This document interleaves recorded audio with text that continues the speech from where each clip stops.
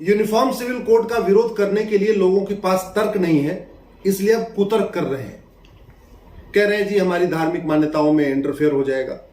अरे भैया, ये यूनिफॉर्म सिविल कोड है, ये यूनिफॉर्म रिलीजियस कोड नहीं है। जब ये रिलीजियस कोड नहीं है तो धार्मिक मामलों में इंटरफेयर कैसे हो जाएगा? और पहली बात ये संविधान धार्मिक स्वतंत्रता देता है, अधर्म की स्वतंत्रता नहीं देता। ये प्रेम करने की स्वतंत्रता देता है, नफरत करने की स्वतंत्रता नहीं देता। ये अहिंसा की आजादी देता है, हिंसा की आजादी नहीं देता। इसी तरीके से ये ईमानदारी से रहने की आजादी देता है, चोरी करने की आजादी नहीं देता। कल को आप कहेंगे कि जी हमारे तो किताब में लिखा हुआ है कि काफिरों की हत्या कर दो, इसलिए हमारे ऊपर 302 नहीं लगना चाहिए। ये कोई लॉजिक है क्या? और वैसे भी पाखंड देखिए, किताब में लिखा है ब्याज लेना हराम है, लेकिन सबका बैंक में खाता खुला हुआ और बैंक से ब्याज ले रहे हैं। किताब में लिखा है मुफ्त में खाना हराम है, लेकिन मुफ्त में राशन भी ले रहे हैं, मुफ्त में मकान भी ले रहे हैं, मुफ्त में दुकान भी ले रहे हैं, मुफ्त में वजीफा भी ले रहे हैं। दुनिया भर की केंद्र सरकार की योजनाएं हैं जो मुफ्त वाली चल रही हैं, राज्य सरकार की योजनाएं मुफ्त वाली चल रही हैं, वो हराम नहीं है। इसलिए यूसीसी के ऊपर जिस तरीके का कुतर्क आ रहा है, मुझे लगता है इसको देश को समझना चाहिए। और जहां तक बात यह है कि यूसीसी से होगा क्या, शादी विवाह की उम्र समान हो जाएगी ना, कहां आ गया इसमें रिलीजन? अगर किसी की 9 साल है, किसी की 18 साल है और सबकी 18 हो जाएगी तो कहां से दिक्कत कहां आ गई? अगर ग्राउंड्स ऑफ डिवोर्स सबका एक समान हो जाएगा, अगर बाजपन के आधार पर तलाक होगा तो सबका होगा, नपुंसकता के आधार पर होगा तो सबका होगा, कोड होने पे होगा तो सबका होगा, कहां से आ गया इसमें रिलीजन? अगर प्रोसीजर ऑफ डिवोर्स सबका कॉमन हो जाएगा, सबका पहले मीडिएशन होगा, यानी पहले आपस में पंचायत होगी और पंचायत से बात नहीं बनेगी, फिर कोर्ट में मामला जाएगा और कोर्ट के जरिए सबका होगा। इसमें समस्या क्या है? कोई जरूरी है कि व्हाट्सएप पे तलाक हो, ईमेल पे जरिए हो, कुरियर पे हो? भाई तलाके हसन, तलाके बाइन, तलाके किनाया आज भी चल रहा है। ट्रिपल तलाक खत्म होने के बाद 4 तरीके के तलाक चल रहे हैं और ये चारों व्हाट्सएप से होते हैं, ईमेल से होते हैं, कुरियर से होते हैं, रजिस्टर्ड कोर्ट से होते हैं। तो संविधान इसकी इजाजत नहीं देता। गुजारा भत्ता गुजर बसर करने के लिए मिलता है कि भाई ठीक है, अगर शादी टूट गई तो कम से कम जो लड़की है या अपने मान लो उसको बच्चा भी है तो वो आराम से गुजर बसर कर सके। तो गुजारा भत्ता सबको मिलेगा, तो इसमें मजहब कहां से आ गया? हिंदू, जैन, बौद्ध, सिख को गुजारा भत्ता मिलता है, वहां तो कोई नहीं कह रहा जी हमारा धर्म खतरे में है। अगर मुस्लिम बेटियों को गुजारा भत्ता मिल जाएगा तो इससे मजहब कहां से खतरे में आ जाएगा? इसी तरीके से अगर गोद लेने का अधिकार मुस्लिम बेटियों को मिल जाएगा, कहां से इसमें रिलीजन खतरे में आ गया? अगर कोई कमी है, चाहे वो पति में कोई कमी है या पत्नी में कोई कमी है, किसी भी कारण से अगर बच्चा नहीं होता तो दूसरी शादी क्यों करना? सौतन क्यों लाना घर में? अरे बच्चा गोद ले लो। भारत में इतने गरीब बच्चे हैं, इतने अनाथ बच्चे हैं, उनको भी माता पिता की जरूरत है, बच्चा गोद ले लो, क्या दिक्कत है इसमें? अगर विरासत का एक समान अधिकार हमारी मुस्लिम बेटियों को मिल जाएगा तो मजहब कहां से खतरे में आ जाएगा? वसीयत का एक समान अधिकार हमारी मुस्लिम बेटियों को मिल जाएगा जैसा हिंदू बेटियों को है, कहां से इसमें रिलीजन खतरे में आ जाएगा? अगर एक पति एक पत्नी का नियम पूरे देश में लागू हो जाएगा, मुस्लिम बेटियों पे भी लागू हो जाएगा, कहां से इसमें रिलीजन खतरे में आ गया? अगर हम दो हमारे दो लागू हो गया सबके लिए तो अच्छी बात है ना।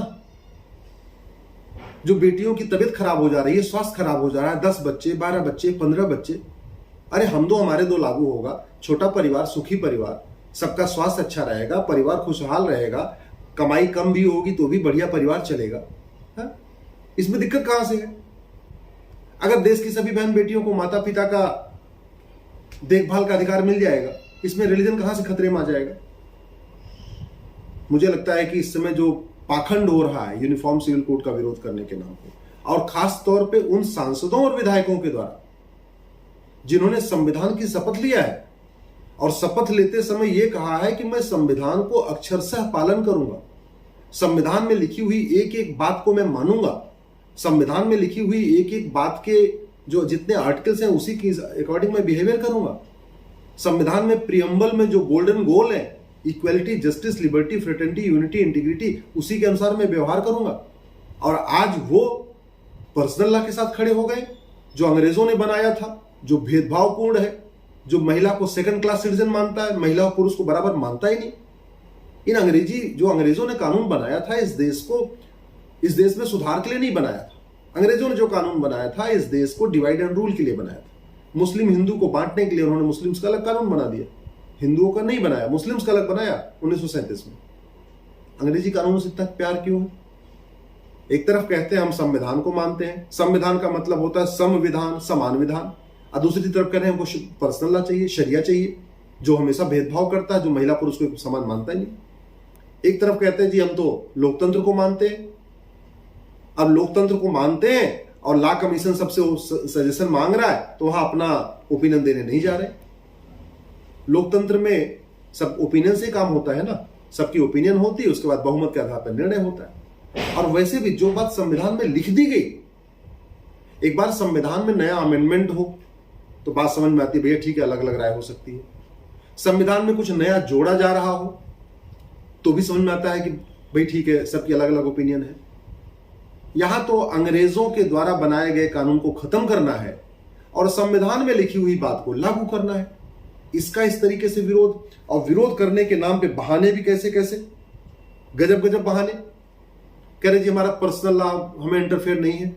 अगर पर्सनल लॉ में इंटरफेयर नहीं है तो चोरी करने पे हाथ कटवाना है क्या?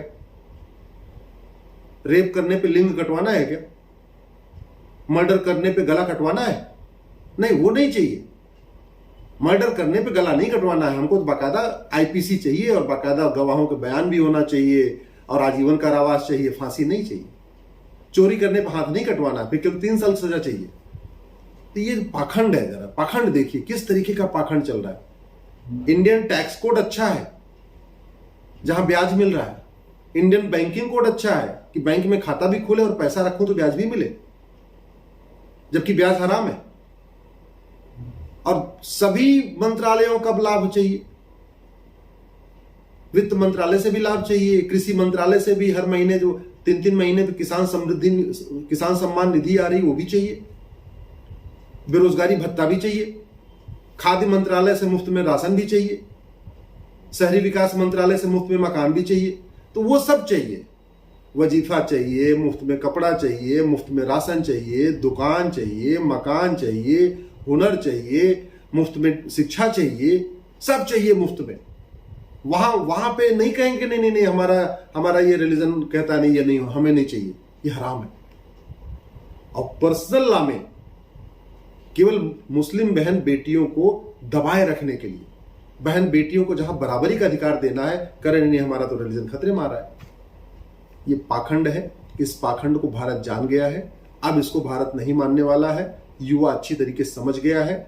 और मैं तो कहता हूं कि जो लोग संविधान की शपथ लेके इस तरीके का जो विरोध कर रहे हैं, आर्टिकल 44 का विरोध कर रहे हैं या लोगों को मिसलीड कर रहे हैं, लोगों के साथ गलत बयानी कर रहे हैं, संसद में इस पे चर्चा होनी चाहिए कि क्या संविधान में लिखी हुई बात और जो बेसिक स्ट्रक्चर ऑफ कॉन्स्टिट्यूशन है, आर्टिकल 44 बेसिक स्ट्रक्चर है। बेसिक स्ट्रक्चर क्यों है? क्योंकि आर्टिकल 39 में लिखा हुआ है directive principles are nevertheless fundamental. Article 44 basic structure क्यों है? क्योंकि आर्टिकल 14 में लिखा है equality before law, equal protection of law, सबके लिए कानून एक समान होगा। आर्टिकल 15 में कह रहा है जाति, धर्म, भाषा, क्षेत्र, लिंग के आधार पर भेदभाव नहीं होगा। आर्टिकल 16 में कह रहा है सबको समान अवसर मिलेगा। आर्टिकल 21 कह रहा है एक समान सबको सम्मान मिलेगा। आर्टिकल 25 कह रहा है धर्म की स्वतंत्रता है, अधर्म की नहीं। आर्टिकल 29 कह रहा है रीतियों की स्वतंत्रता है, कुरीतियों की नहीं, प्रथा की स्वतंत्रता है, कुप्रथा की नहीं।